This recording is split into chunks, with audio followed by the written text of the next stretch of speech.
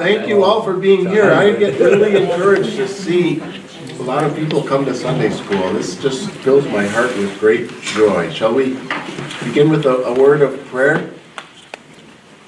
Lord, I don't know about everybody else. I for one, am so humbled when I look at Paul, the dedication that he gave, the way he endlessly put himself second in order to put the mission first. And compared to me, Lord, there's just such a wide gap. So help us to be encouraged as we look at his life and as we remember that it was your Holy Spirit guiding and directing him and causing the church to spread in this way, that our faith too, that your leadership of the church is certain and reliable, that our faith in that will never be weakened. We ask it in the name of Jesus. Amen. Amen. All right, so you may recall last week we started following Paul on his second missionary journey. So remember the first one was this chartreuse one, and then this purple line. He's starting out from Antioch, and they went back and visited the towns where they had started churches. But then instead of coming straight back like they did the first time, they went up through here, and then remember they had the vision, the man from Macedonia saying, "Come over to us." And they went over to Philippi. We saw last week when he was put in the Philippine jail and he was beaten. And so now we pick up again with this purple line and do the next segment of this second journey. So we're in chapter 17. And as we get started in this, I don't know how far we'll get. It would be nice to finish, but we may not. But this is a big chapter in terms of significance, big in terms of what's going on here. And hopefully I'll do a halfway decent job of explaining to you why that is as we get into it. But if you were to look at all the chapters in the whole book of Acts, probably Acts chapter 2 might get the most attention. This would be probably second. Gets more attention from the writers and commentators, and this is really important stuff here. So let's start with first one. Would you follow along with me? Now, so they're leaving there. They started the church after they left Philippi. They started the church there. And so they're, verse 1, now when they had passed through Amphipolis, so that's only about 30 miles from Philippi to Amphipolis, and Apollonia. So Apollonia is not on the map, but it's a little, just follow that same road, and that's another 27 miles. And then they came to Thessalonica, which is another 35 miles. So they're probably doing that, so it's probably 3 days. So I'd be tired walking 35 miles. But they stop at Thessalonica. Why do they stop there? End of verse 1. Where there was a synagogue of the Jews. Verse 2, and Paul went in as was his custom. And on 3 Sabbath days he reasoned with them from the Scriptures, explaining and proving that it was necessary for the Christ to suffer and to rise from the dead, and saying, this Jesus whom I proclaim to you is the Christ. So what was his custom? How did he do missionary work? When he'd go into a town, he'd go to the Jewish synagogue.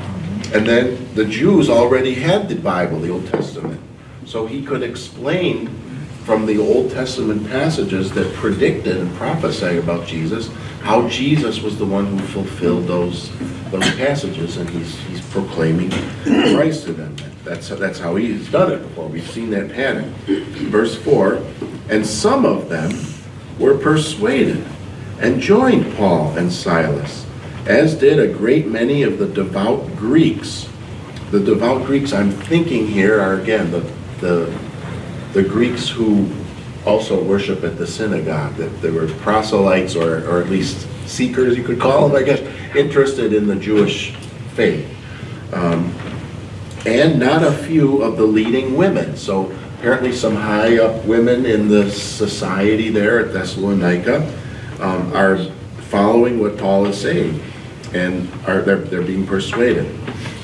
Verse 5, but the Jews were jealous And taking some wicked men of the rabble, they formed a mob, sent the city in an uproar, and attacked the house of Jason, seeking to bring them out to the crowd. So what's going on here?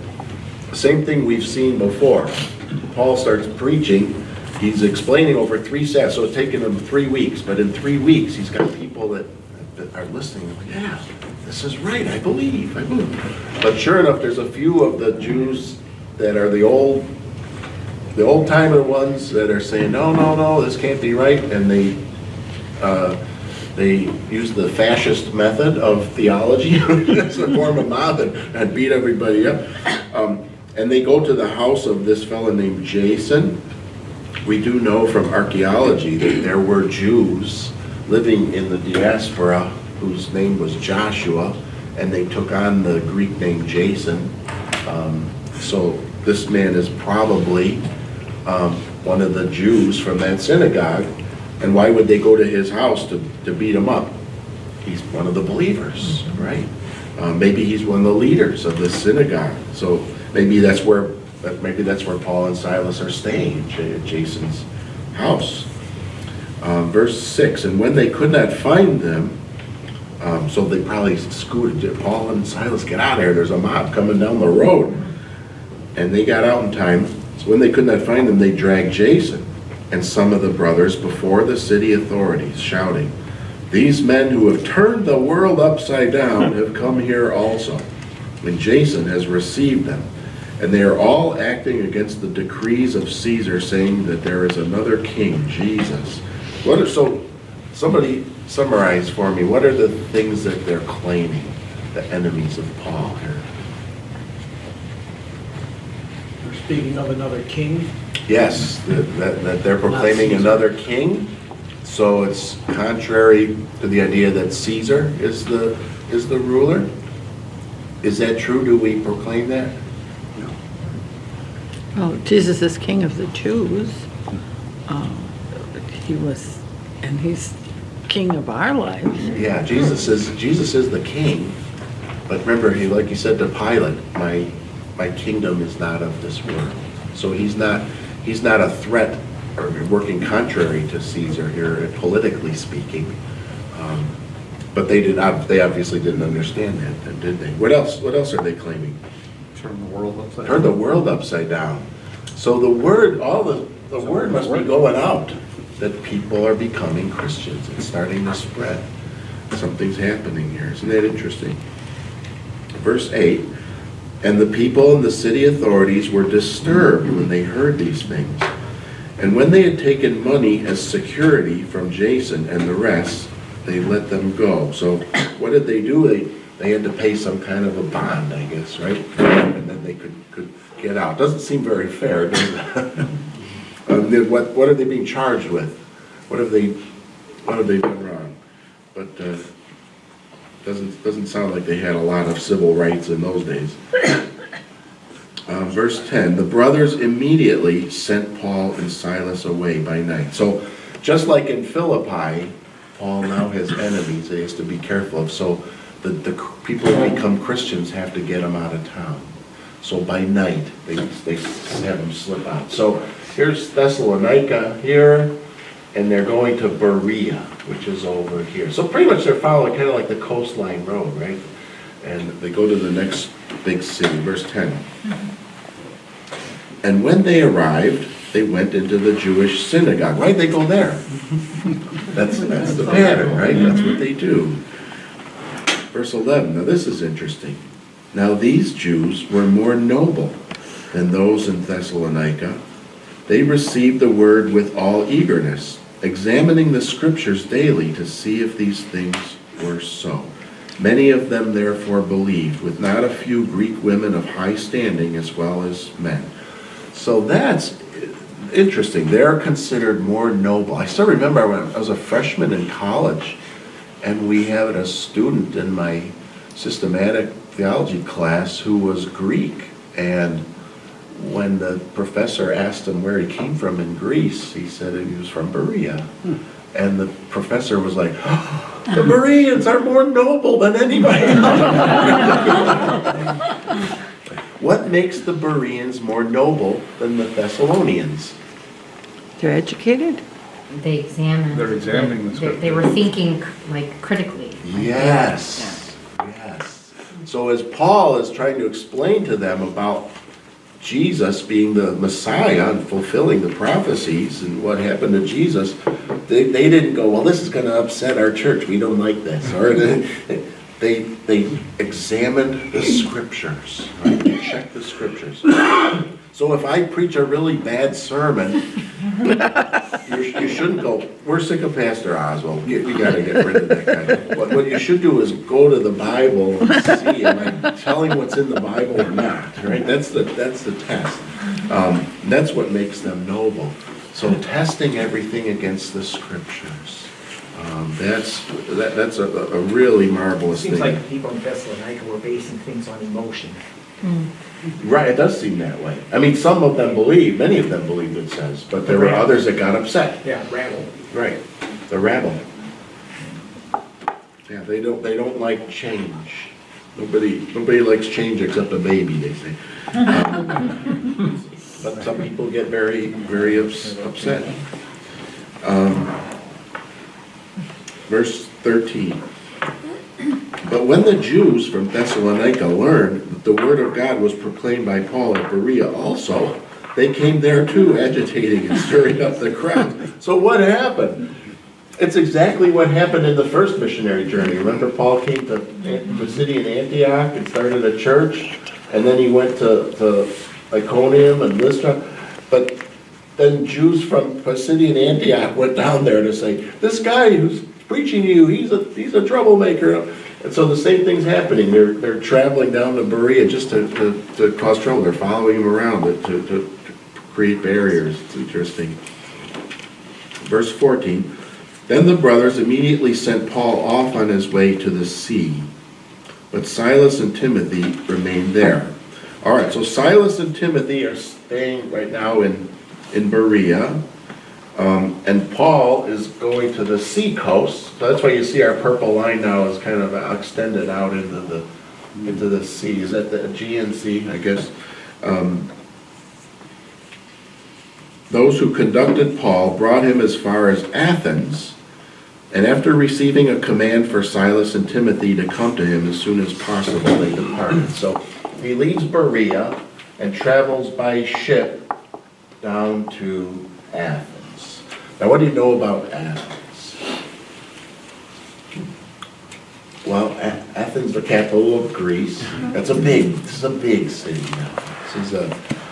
Athens was one of the protagonists in the Peloponnesian War. Remember the great war between Athens and Sparta? The Athenians, I think were leaders of the league that fought against the Persian Empire. Salamis, the Battle of the 300. Those were Spartans, I think. But the Athenians, they had the fleet. Was it the Battle of Marathon that they won, the big sea battle? And archaeologically, they all kind of big temples in Athens, big buildings, very much. Philosophically, all the great philosophers were from Athens. Right? So this is now he's gone from the kind of the Milwaukee. He's gone from Milwaukee and Rockford. Now he's in Chicago. It's a big deal. I want to take just a minute to see if we can reconstruct. I hope I can do this well. Just reconstruct the moving around that's going on. Would you open up to 1 Thessalonians? 1 Thessalonians.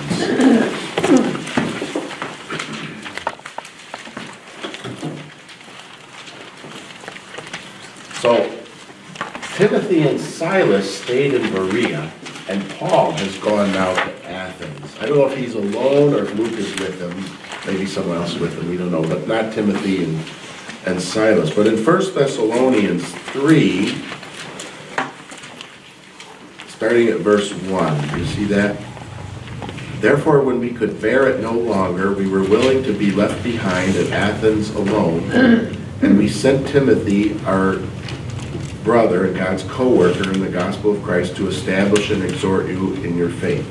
So we read in Acts 17, Paul gets to Athens alone, and then verse 15, he sends word for Silas and Timothy to come.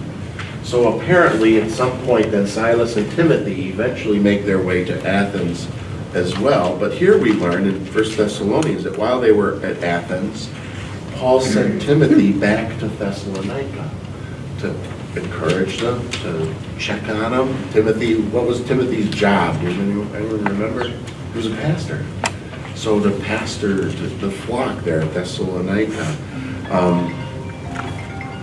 And take a look at Acts 18, verse 5. So I'm jumping ahead a little bit here.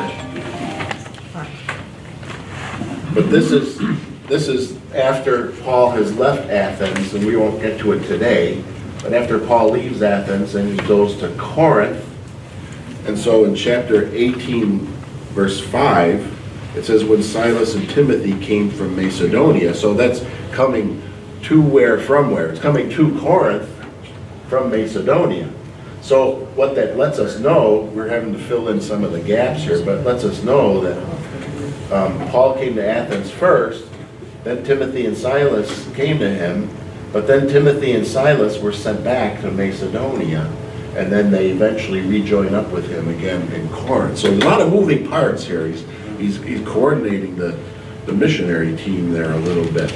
So it's kind of interesting to see how that all happens. So back to Acts 17, verse 15, he's there in Athens still alone at this point, and he sent for Silas and Timothy to come. But then we pick up at verse 16. Now, this gets really interesting here. Now, while Paul was waiting for them at Athens, so he's waiting for them to get there from Berea, his spirit was provoked within him as he saw that the city was full of idols. So, has Paul seen idols before? Oh, of course, they were all over the ancient world. But Athens, for him, is particularly troubling because they're all over the place. There's idols all over. And as a matter of speaking, the way they did things, when they built a building, the building was dedicated to one of the gods. So there might be like a little inscription or a little statue or a little shrine or something on just about every building. And these are buildings you have to use, right? Like, they didn't have indoor plumbing in all their houses. How did they go to the bathroom in those big cities?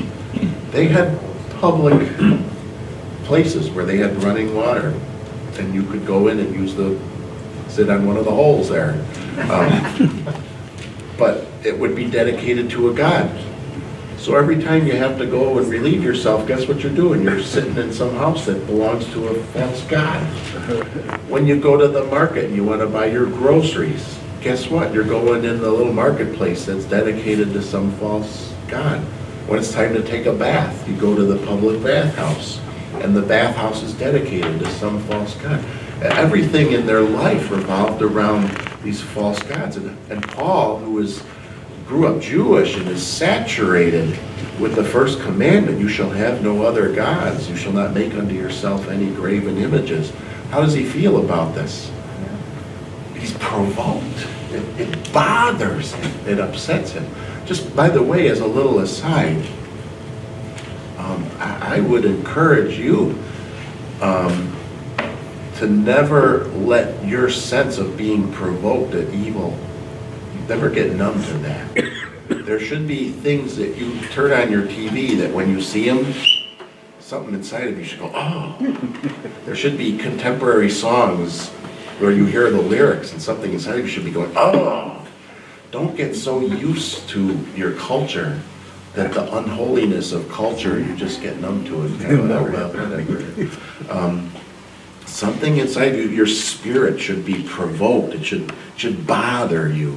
And if it doesn't bother you, try saying this prayer: Lord, help me to see the world as you see it.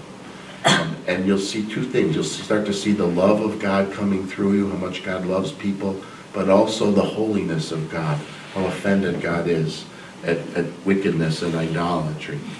So verse 16, he's provoked because everything there is dedicated to a God. No, by the way, we won't look it up, but in 1 Corinthians 10, does anyone remember what Paul said when you made sacrifices to these different idols? Who were you really making sacrifices to? Demons, yes. So all of this false worship that's going on, it's all expressions and symptomatic of heavy demonic presence. He's in Satan's kingdom here, and it troubles him. Verse 17. So he reasoned, guess where? There it is. In the synagogue with the Jews. So he found the synagogue. There's synagogues in most all the big cities there because Jews lived everywhere. So he's reasoning with the people in the synagogue. But now look at the second half of verse 17. And in the marketplace, the agora, every day with those who happen to be there. So they don't have like a Walmart or a Jewel. They have a gigantic marketplace, and if you're selling something, you go there and you set up your little tent, and people. It's kind of like a flea market, only on a massive scale, probably, right? And that's where you go to get everything, your groceries and your clothing, everything you buy there. And what else do you do at the marketplace? Well, that's where everybody comes to meet. So that's where all the conversations are going on. That's where people are interacting. That's where they're socializing. That's where political speeches are being made, and some are listening, and some are throwing tomatoes. It's all going on there. And so Paul goes there. And this is a little different from his previous modus operandi, right? Now this is a new thing for him in some respects, to go talk to the people in the marketplace. Look at verse 18. Some of the Epicurean and Stoic philosophers also conversed with him.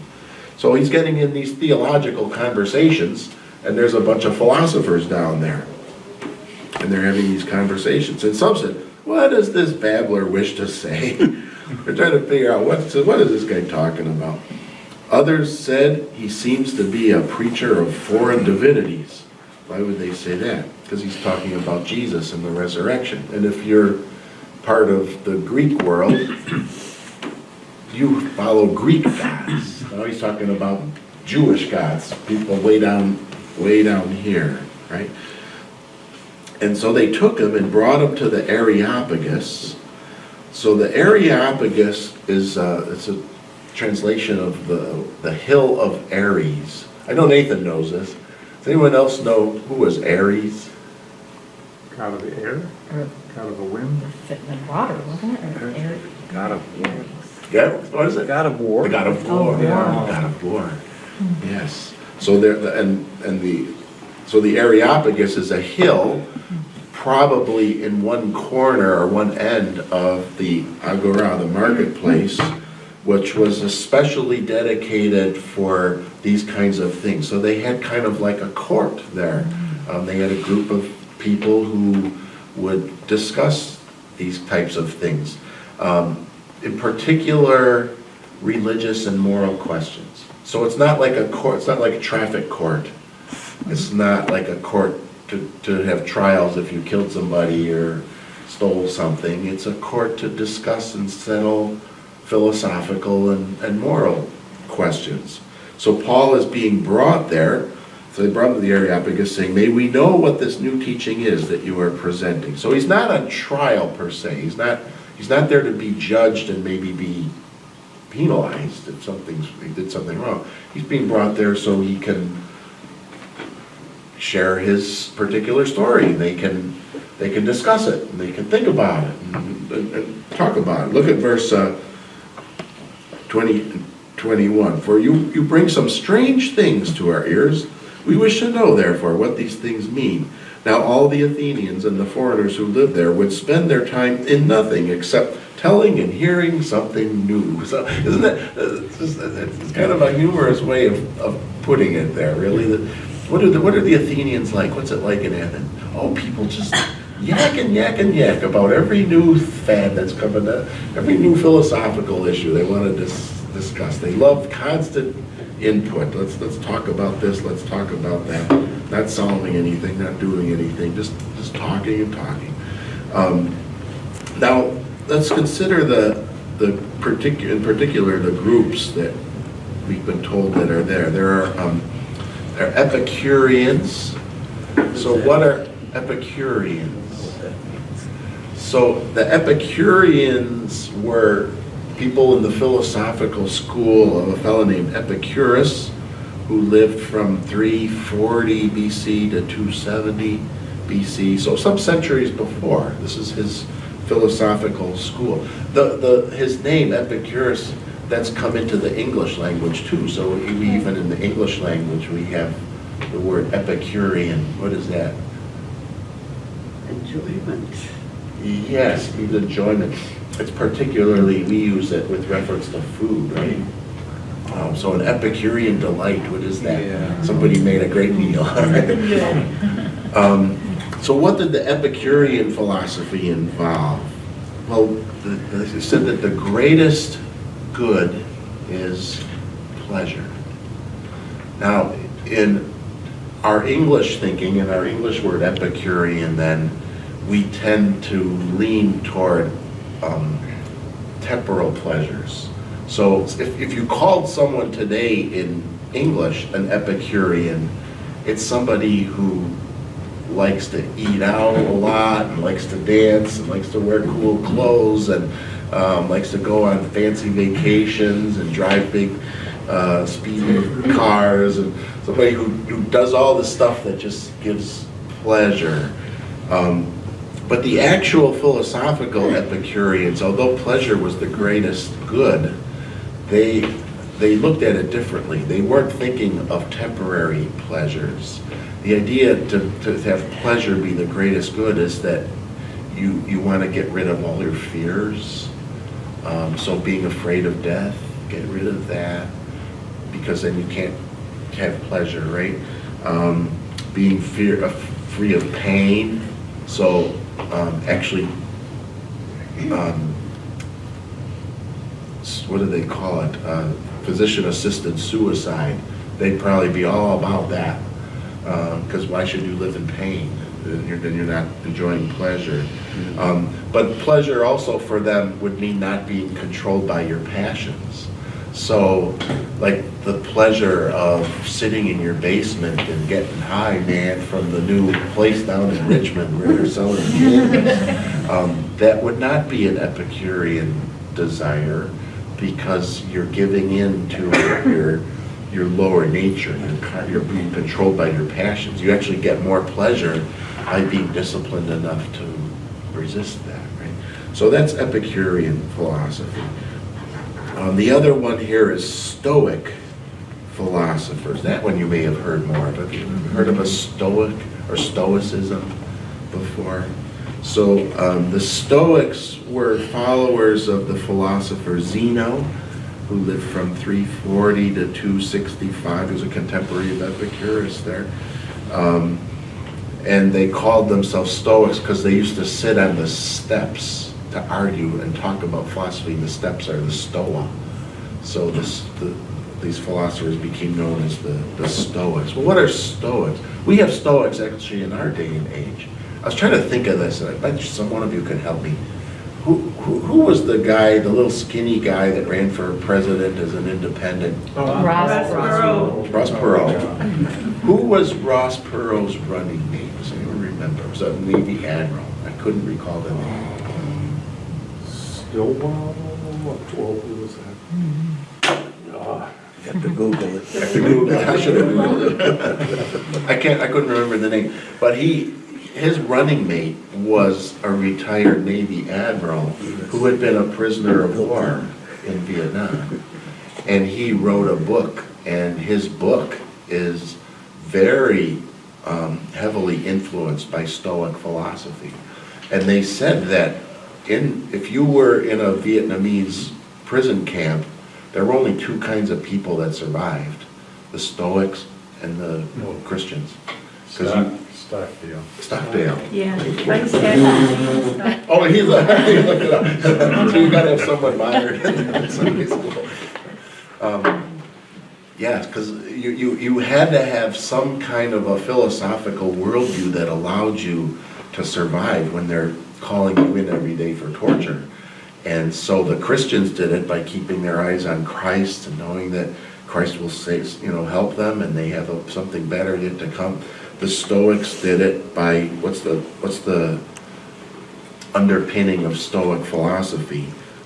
Duty and rationality. That I just have to be inwardly Kind of strong. mind over matter? Yeah. Yeah. I have to be inwardly strong. I have to look at things, with my mind and do what I'm required to do and not give in to it and not surrender to emotions. So the Stoics, if they would talk about God, when they talked about God, they meant God being kind of like the thing that, like we talk about the force today.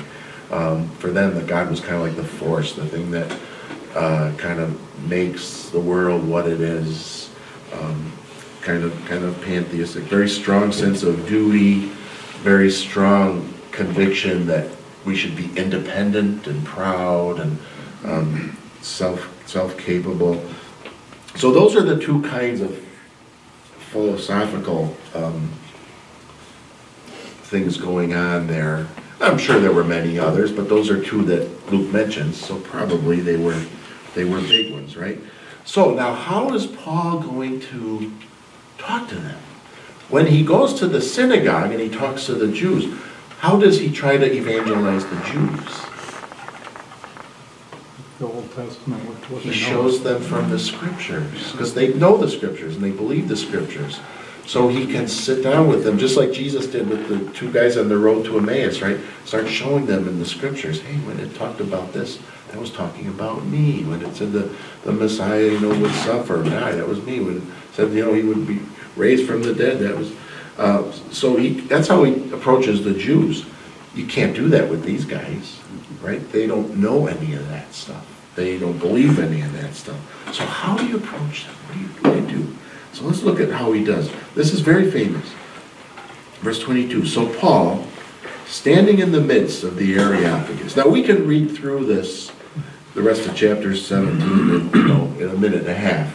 So it's not like he stood there for a minute and a half and he said this.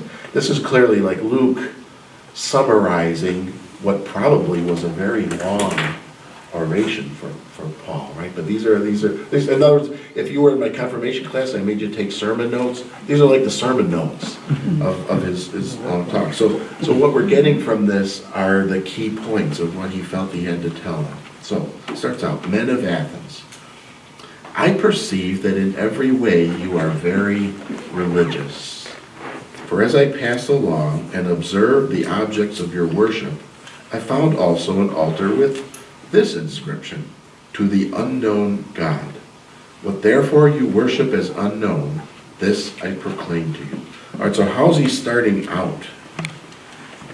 He's starting out by looking for some common ground. Now when he walks around and he sees that there's temples all over and idols all over, what does that do to him? He's provoked by it. But when he's talking to them, he says, oh, you're very religious people, aren't you? And apparently they're so religious, they even have one shrine there, which is to the unknown God. So we got Zeus, we got Hera, we got Apollo, we got Artemis, and we got Aphrodite, and you go through the whole list. But in case we're missing one, let's just have one for, they're so religious, they want to have one for kind of everybody, yeah. So they got one to the unknown God. Now Paul's going to grab on that and say, okay, this thing that you don't know, that's what I'm going to tell you about. He's clever, isn't he? Mm-hmm. He's good. Verse 24, the God who made the world and everything in it, being Lord of heaven and earth, does not live in temples made by man, nor is he served by human hands as though he needed anything, since he himself gives to all mankind life and breath and everything. So how's he moving into this? Well, the first thing he has to do is establish for them that there's not all these different gods, and that those gods don't live in all these different temples. He has to first establish for them that there's one God, the creator of all things, and that God is above everything. In fact, that God is, what's the fancy word we use for it? I think it's the aseity of God. In other words, that God doesn't need anything. God doesn't need you. He doesn't need anything from you. He has no needs. He's God. He's got to kind of try to establish that with them. Why? Because in their thinking, the polytheists, they have all these gods. For the Stoics, God is kind of like the force. So they're not seeing God as a personal being that created. The Epicureans, I think they believed in the gods, but they believed that the gods were distant, that the gods didn't have anything to do with us as human beings.